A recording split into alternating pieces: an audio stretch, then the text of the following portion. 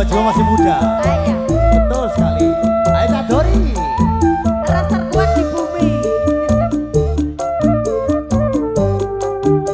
Fokus kok kele. Tangane, tangane. Kari manis, kurang manis sampai gula. Kurang manis tambah ono kula.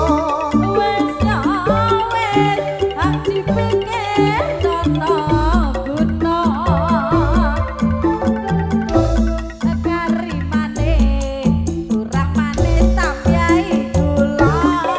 Kurang manis tambah ono kula.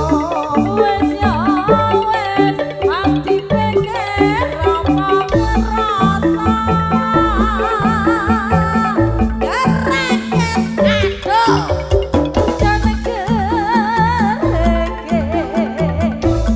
Saya suwi bakar gluduke.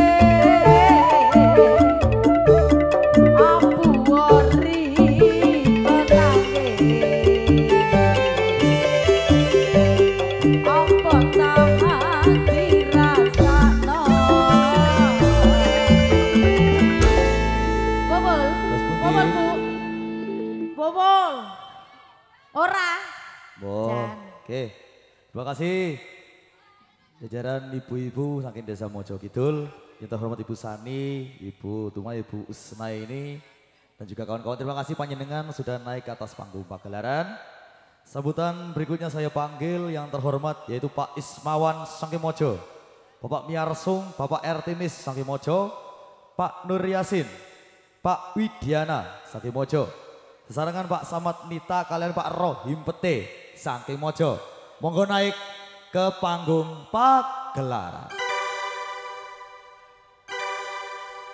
Bapak